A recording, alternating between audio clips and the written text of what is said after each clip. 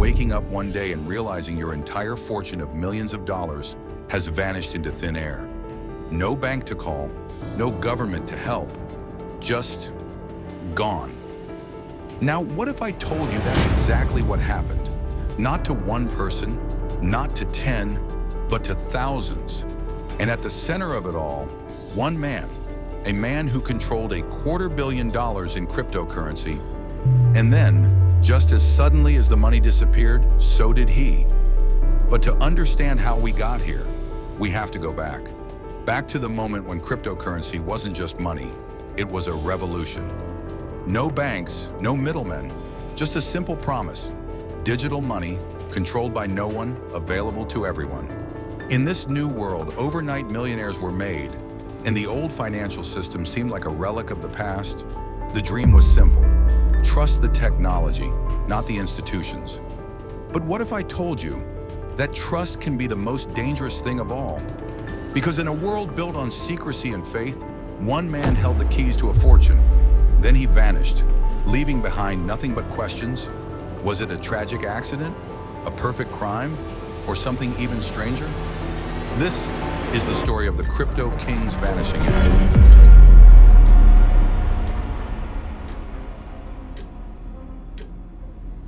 Money. It's everywhere, yet somehow it's never enough. You work for it. You save it. You trust the banks to keep it safe. But have you ever stopped to ask, who really controls it? Every dollar in your pocket exists because a government says it does. Every transaction you make goes through a bank, a company, a middleman. And every time someone is watching, tracking, taking a cut. But what if money didn't need banks? What if no one controlled it? What if it existed everywhere and nowhere at the same time? That was the promise of cryptocurrency. In 2009, something strange appeared on the internet. A white paper, a document outlining a radical idea. Digital money that belonged to no one and could be sent by anyone, anywhere, without permission. No banks, no governments, just a system where people could exchange value freely. The creator? A mystery. A person, or maybe a group, calling themselves Satoshi Nakamoto. To this day, no one knows who they really are. But their invention, that changed everything. They called it Bitcoin. It wasn't printed, it wasn't controlled by any central authority. Instead, every transaction was recorded on something called the blockchain, a massive public ledger that anyone could see, but no one could change. Imagine you and your friend trade Pokemon cards. You give them your rare Charizard, they give you a Pikachu. No one else is involved. No need for a referee. Now imagine doing that with money. That's Bitcoin. It was trust without needing trust. A financial revolution in a few lines of code. At first, no one took it seriously. It was an experiment, a toy for tech nerds. In 2010, a programmer spent 10,000 Bitcoins on 2 pizzas. The first ever real-world Bitcoin purchase. At the time, those Bitcoins were worth about $40. Today, over $850 million. Bitcoin was no longer a joke. As its value soared, people started paying attention. Some saw it as the future of money, others a get-rich-quick scheme. And then, a new kind of gold rush began. No rules, no regulations, just a digital frontier where anyone could strike it rich overnight. Suddenly, cryptocurrency exchanges, places to buy and sell Bitcoin, popped up everywhere. Some were built by tech geniuses, others by people who had no idea what they were doing. Scammers flooded in, fortunes were made and lost in the blink of an eye. Bitcoin wasn't just money, it was gambling, a modern gold rush. New cryptocurrencies appeared, Ethereum, Litecoin, Dogecoin. Some promised to change the world. Others were literal jokes that somehow made millions. The internet exploded with stories of overnight millionaires. Some guy in his mom's basement turned $5,000 into $5 million. Early adopters flaunted their wealth with Rolexes, yachts, and most famously, Lamborghinis. When Lambo became the battle cry of the crypto faithful, forums and social media were filled with memes of people dreaming about their Bitcoin-fueled sports cars. Crypto wasn't just a currency, it was a status symbol, a rebellion, a ticket out of the rat race. But for every success story, there were 10 failures. The market was a roller coaster, up 1,000% one day, crashing the next. People mortgaged their homes to buy Bitcoin. Some won big, others lost everything. And as the hype grew, a new breed of crypto entrepreneur emerged. Visionaries, opportunists, and sometimes outright criminals. It was the Wild West of finance. Everyone wanted in. And where there's money, there's always a man willing to take it. That's where our story really begins, with a man named Gerald Cotten, a man who saw opportunity in chaos, a man who would rise to the top of the crypto world and then disappear, leaving behind a mystery worth $250 million. A revolution had begun, but for some, it would end in disaster. Gerald Cotten was never the kind of person you'd expect to become a financial mastermind. He wasn't born into wealth. He wasn't a Wall Street prodigy. He grew up in Belleville, Ontario, a quiet, unassuming town. From an early age, he had a deep fascination with computers and online communities. He spent hours on forums, absorbing knowledge about emerging tech and digital currencies. Unlike his peers who focused on traditional careers, Cotten was drawn to the world of online money. He was bright, likable, and above all, ambitious. His first brush with cryptocurrency came through Bitcoin talk forums, where early adopters spoke of a revolution, money that wasn't controlled by governments or banks. Cotten saw an opportunity. By 2013, Bitcoin was gaining mainstream attention, and early investors were making millions. Exchanges were popping up everywhere, but many were unreliable, plagued by security issues and fraud. Cotten realized that Canada lacked a major player in the crypto exchange space. He co-founded Quadriga CX, an exchange that would allow people to easily buy, sell, and trade Bitcoin. At first, Quadriga CX seemed like the perfect solution. Unlike other exchanges, it was built to be user-friendly, designed for everyday people rather than just hardcore crypto enthusiasts. Investors flocked to it. It was simple, fast, and most importantly, it had the appearance of legitimacy. Cotten played the role of the responsible CEO, approachable, knowledgeable, and reassuring. He held meetups, answered customer emails personally, and even engaged with users in online communities. For many, he wasn't just the founder of Quadriga CX. He was the face of crypto in Canada, and people trusted him. There was Peter, a 45-year-old man from Vancouver, who had always been skeptical of Bitcoin, but finally took the plunge. He sold his house, convinced that Quadriga was his gateway to financial freedom. Then there was Amanda, a single mother, who invested her life savings, believing she was securing a future for her kids. And Jack, a college student, who pooled together his tuition money with friends to chase the dream of overnight riches. For a while, it worked. Bitcoin was soaring to record highs, and Quadriga CX was handling millions in transactions daily. The exchange was growing so fast that Cotten was struggling to keep up. Customers deposited money, and as long as Bitcoin kept rising, withdrawals weren't a problem. Then came December 2018. Gerald Cotten, the charismatic founder of Quadriga CX, boards a plane to India with his new wife, Jennifer Robertson. It's supposed to be a honeymoon, a lavish getaway in a country rich with history and culture. But just days later, the news breaks. Cotten is dead. The official story? Complications from Crohn's disease at a remote hospital in Jaipur. Cracks began to appear. Customers started complaining that their withdrawals were being delayed. At first, the excuses seemed plausible. Technical issues, banking problems, delays with third-party payment processors. Employees assured everyone that it was just a temporary issue, but the delays stretched from days to weeks, then months. Panic set in. Peter, the man who had sold his house, was now homeless. His withdrawal requests were ignored. Amanda, the mother who had invested her savings, realized she might never see her money again.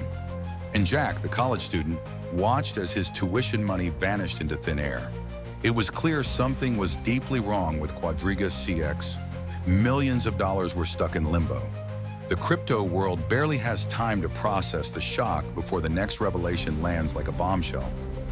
Gerald Cotten was the only person who had access to Quadriga CX's cold wallets, the encrypted vault storing nearly $250 million in customer funds. With Cotton gone, so was the money. At first, Quadriga CX investors reacted with confusion. Many had assumed their funds were stored safely, accessible by a team of professionals. But Quadriga wasn't a normal financial institution. It had no real oversight, no regulatory safety nets, and now apparently no one left who could unlock the wallets. In January 2019, Jennifer Robertson, Cotton's widow, released an official statement.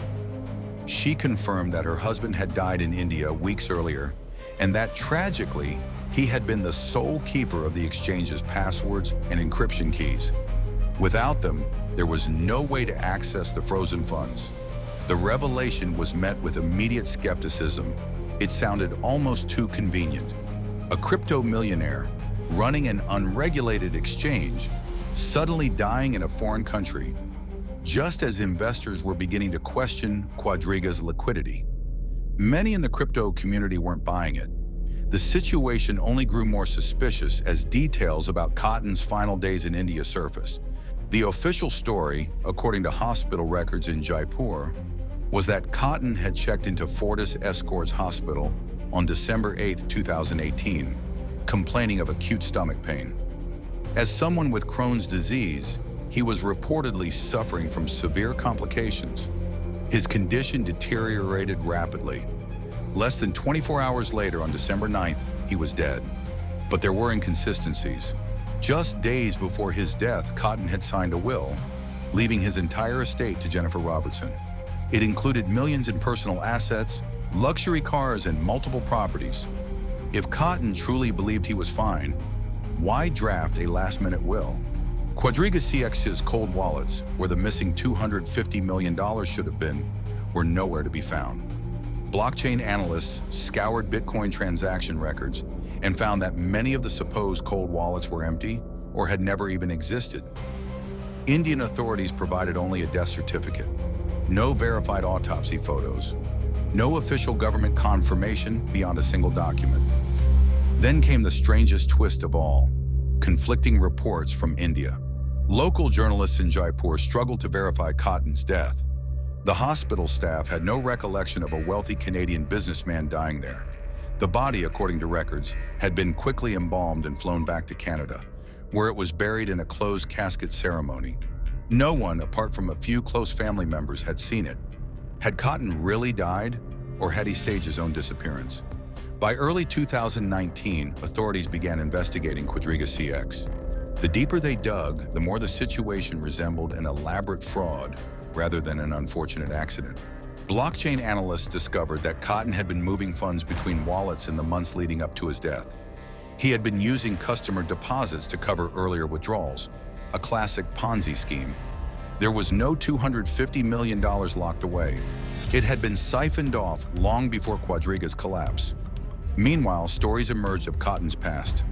Before founding Quadriga CX, he had been involved in online Ponzi schemes, including one called Midas Gold, which had promised investors impossible returns before vanishing with their money.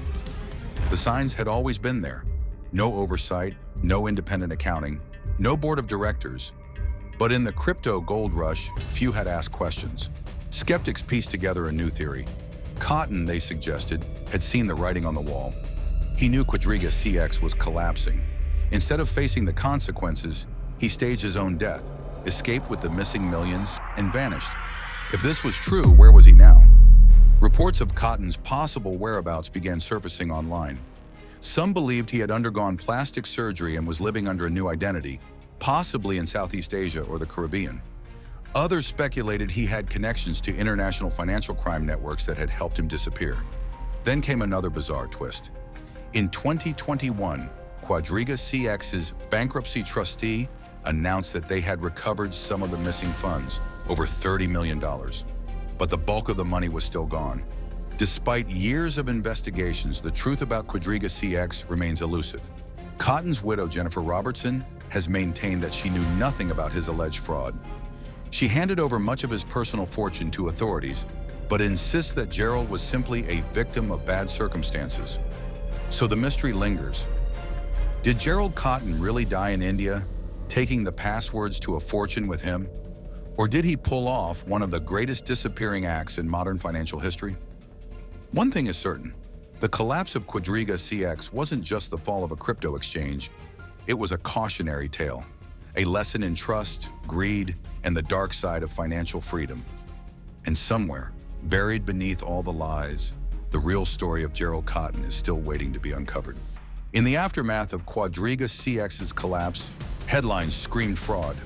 Investigators picked through the wreckage, tracing missing funds, exposing shady transactions, and revealing what should have been obvious. Quadriga CX was never what it seemed.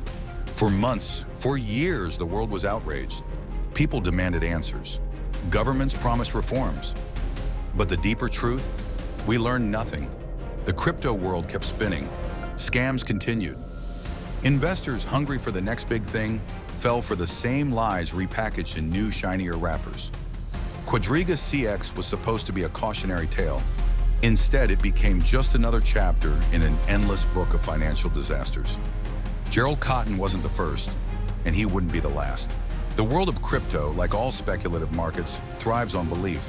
A well-dressed, articulate founder steps onto a stage, delivers a compelling speech about the future of finance, and investors rush to throw their money at him. It doesn't matter if the business model is untested. It doesn't matter if there's no oversight. It doesn't matter if basic security measures, like say, not letting one man control all the money, aren't in place. What matters is the dream. Quadriga CX was built on that dream. So was Mt. Gox, the world's first major Bitcoin exchange, which lost 850,000 BTC, worth billions today, in an alleged hack. So was BitConnect, the infamous Ponzi scheme that lured in thousands with its promise of guaranteed returns, only to collapse, leaving a trail of financial devastation. And then, years after Quadriga CX came FTX. Sam Bankman-Fried, like Cotton, was a young, charismatic entrepreneur. He preached decentralization. He had a cult-like following. He claimed to have built a safe, innovative exchange. People believed in him, trusted him, poured billions into his platform. Then in November 2022, FTX collapsed overnight.